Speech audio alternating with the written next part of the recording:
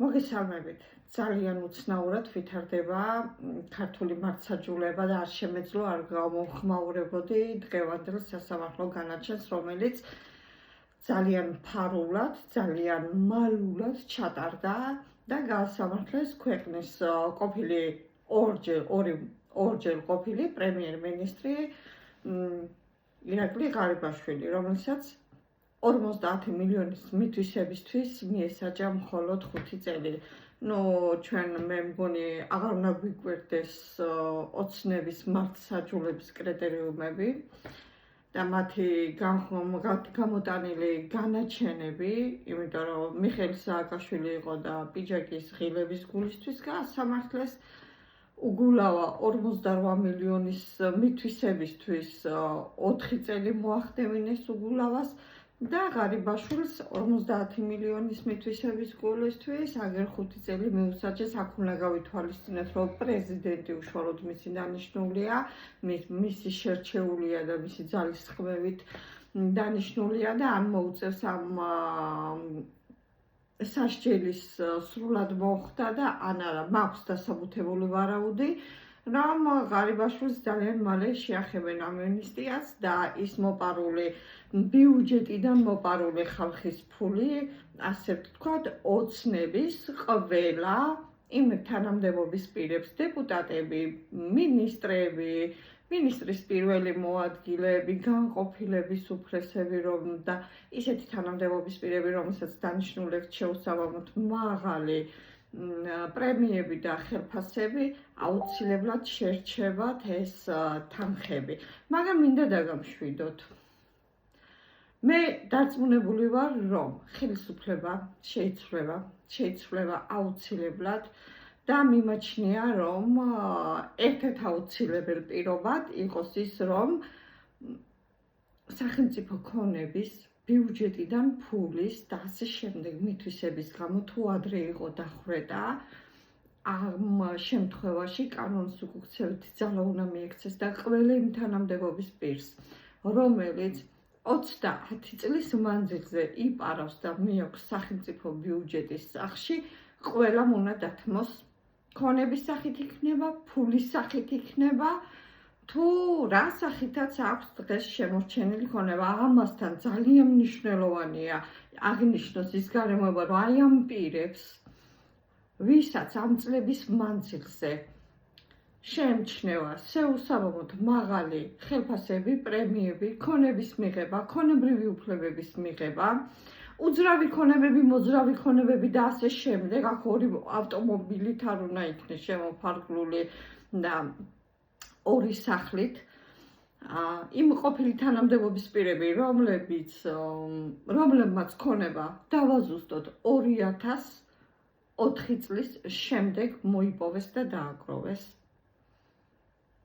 უნდა გადავიდეს სახელმწიფო საკუთრებაში, უნდა გადავიდეს იმ ხალხის საკუთრებაში, ვისაც წაართვეს ეს ფული, ვინც წლების განმავლობაში უზომოდ ჩაგვრას, უსამართლობას, უსახსრობას და აი ამ კორუმპირებული პირების მიერ განიცდიან არა ქვეყნის წინსვლას, არამედ დეგრადაციას. და სწორედ მათი მიზეზის გამო ხდება, რომ საქართველოს ვერ მიდის წინ ყველაზე დიდი დანაშაული. არა ის არის, რომ არა ყველაზე დიდი დანაშაული ეს არის კორუფცია. ეს არის ჩვენი ბავშვების, ჩვენი მოხუცების, ჩვენი მომავლის ფულის მითვისება ამა თუ იმ ფორმით. ესე იგი სახელმწიფო თანამდებობის ბოროტად გამოყენების გზით, ეს არის კორუფციით, ეს არის ნეპოტიზმით, თუ ყველა სხვა დანარჩენი გზით.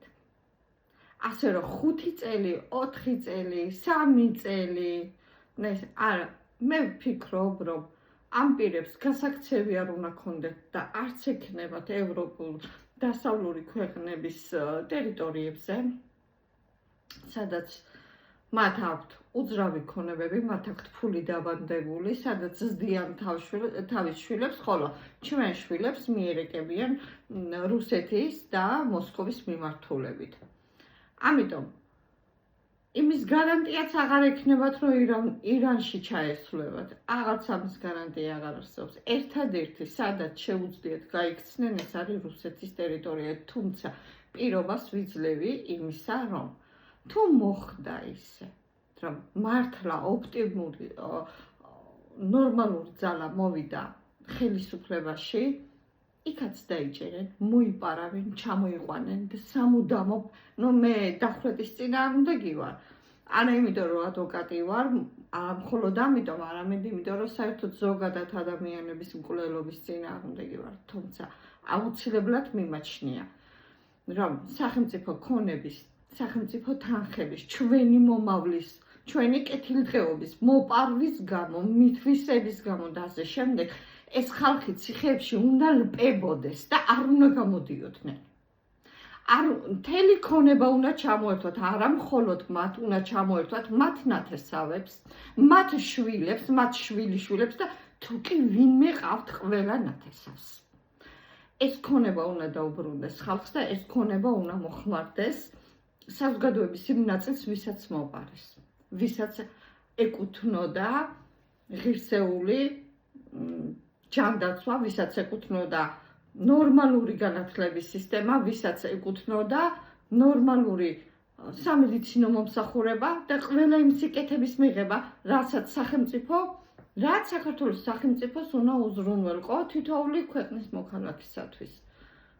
შესაბამისად, ამ ეტაპზე მე დაგიმშვიდობებით, მე ძალიან დიდი მეც ვიტოვებ, რომ ბევრი ადამიანის სათქმელი ვთქვი, ბევრი ჩვენთაგანის პოზიცია გავამჟღავნე და თუ ეთანხმებით ამ მოსაზრებას, რომ დედაბუდიანად უნდა გასამართლდნენ და უნდა ჩამოერთვათ ყველა ის ქონება, ყველა ის სიკეთეები, ყველა იმ თანამდებობის პირებს, რომლებიც ხელისუფლებში წლების განმავლობაში ითვისებდნენ ხალხს სახელმწიფო ქონებას და ხალხის კეთილდღეობას. თუ ეთანხმებით იმას, რომ ზოგადად აი ამ კანონს, რომელსაც ჩვენ მოსახლეობა მივიღებთ, სახელმწიფო ქონების მითვისებისთვის, გაფლანგვისთვის და ასე შემდეგ აუცილებლად უნდა გქონდეს უკუქცევითი ძალა. ეს უნდა მოხდეს რეფერენდუმის მეშვეობით და კანონში ზუსტად უნდა მიეთითოს ის, რომ უნდა ჩამოერთვათ ქონება და უნდა ამ პირებს მიეცეთ სამუდამო პატიმრობა, ხოლო მათ შვილებს და შვილიშვილების საკითხი უნდა გადაწყდეს შესაბამისად იმ კრიტერიუმებით, როგორც ისინი იმსახურებენ. ახლა არავინ არ თქვას ის, რომ შვილები და შვილიშვილები რაშა შუაში კი არა თავში არიან. და თელის თუკი ჩვენ შვილებს პარავენ მომავალს, თუკი ჩვენ შვილებს ართმევენ ყველანაირ პერსპექტივებს, ხო? არც მათ შვილებს არ უნდა დარჩეთ ეს. მე ასე მიმაჩნია საჭიროდ, რომ უნდა ჩამოერთვათ ყველა ის ქონება, ყველა ის სიკეთეები, რომლებიც მიიღეს მათ ამ თანამდებობაზე ყოფნის განმავლობაში. შესაბამისად, თუ ამ აზრს იზიარებთ, მოიწონეთ, აუცილებლად გამოიწერეთ გვერდი, გადააზიარეთ და ჩვენ, როგორც ვთქვათ, ძალიან მალე შევხვდებით კიდევ ერთმანეთს. დიდი მადლობა ყურადღებისთვის.